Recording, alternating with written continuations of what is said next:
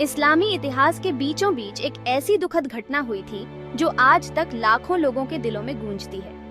ये है करबला की कहानी, एक ऐसी लड़ाई जो जमीन या ताकत के लिए नहीं बल्कि इंसाफ, नेकी और अटूट आस्था के लिए लड़ी गई थी। ये कहानी है बहुत बड़े बलिदान की, अडिग बहादुरी की और अच्छाई और बुराई के बीच की कभी न खत्म होने वाली जंग की। 680 ईस्वी में करबला के तपते मैदानों पर जो हुआ वो बस इतिहास का एक पन्ना नहीं था बल्कि इस्लाम के इतिहास में एक निर्णायक मोड़ था।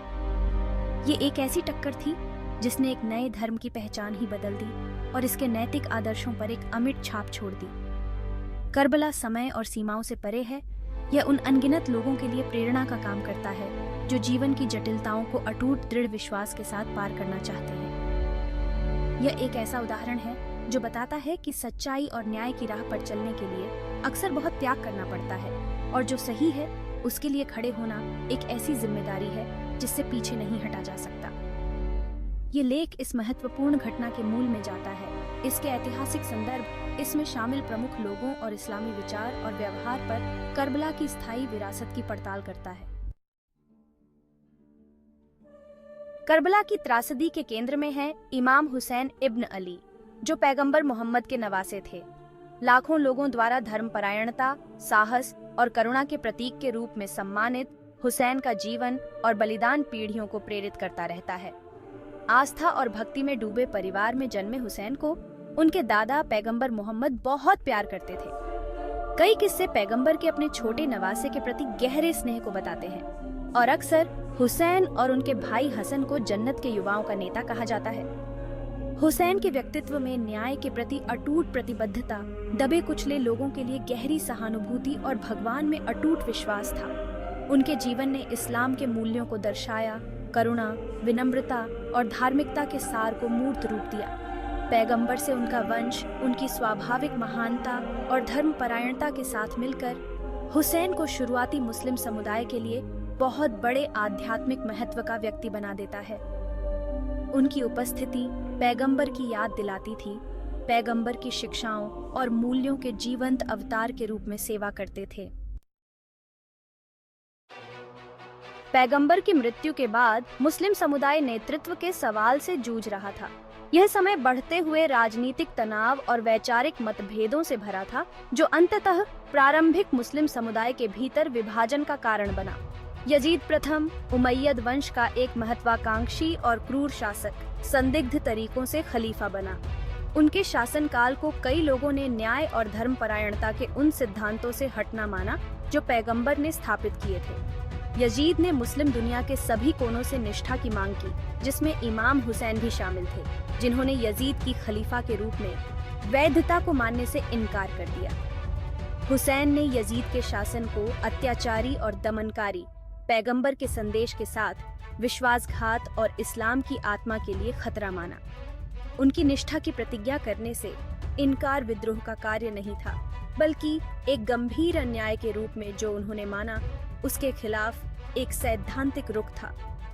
हुसैन ने अपनी अंतरात्मा की आवाज को बुलंद करना और अपने दादा की विरासत के प्रति सच्चे रहना चुना, भले ही इसके लिए एक शक्तिशाली शासक का विरोध करना पड़े।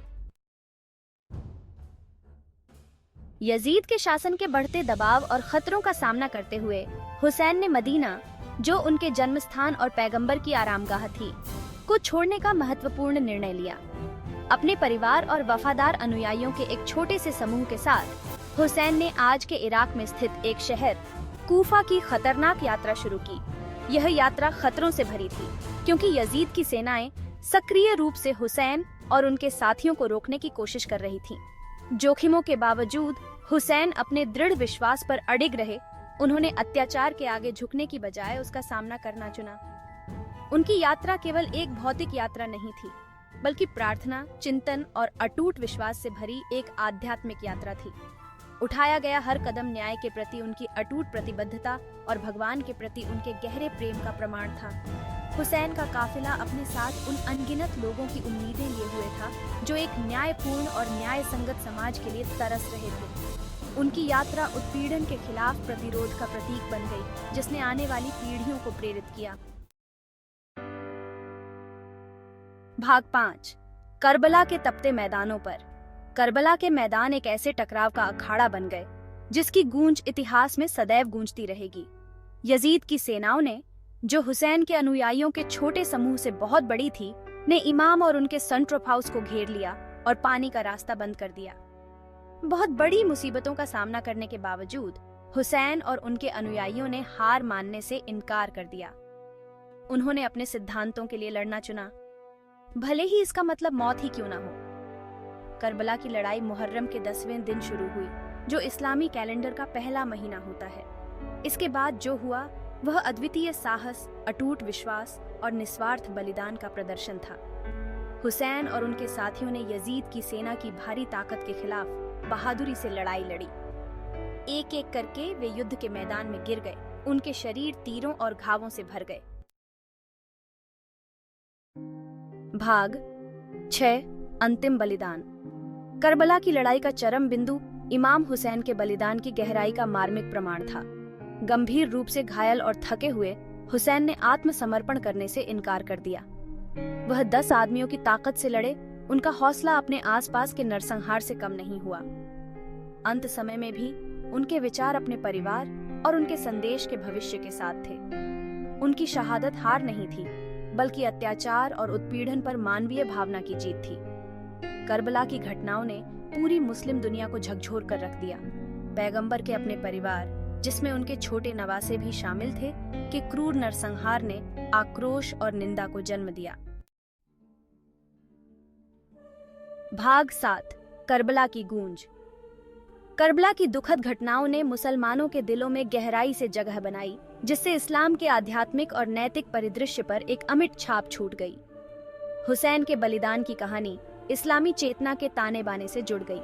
मुहर्रम के 10वें दिन मनाया जाने वाला अशूरा का वार्षिक स्मरणोत्सव करबला में किए गए बलिदानों की मार्मिक याद दिलाता है। दुनिया भर में लाखों मुसलमान इमाम हुसैन, उनके परिवार और उनके साथियों की शहादत पर शोक मनाते हैं। करबला की घटनाओं ने विभिन्न प्रकार के शोक रीति रिवाजों और दुख की अभिव्यक्ति को जन्म दिया, खासकर शिया इस्लाम के भीतर। जुलूस, विलाप और ताजिया जुलूस अशूरा के स्मरणोत्सव की सामान्य विशेषताएं हैं, जो व्यक्तिगत और सामूहिक रूप से दुख और स्मरण की अभिव्यक्ति के रूप में काम करती हैं।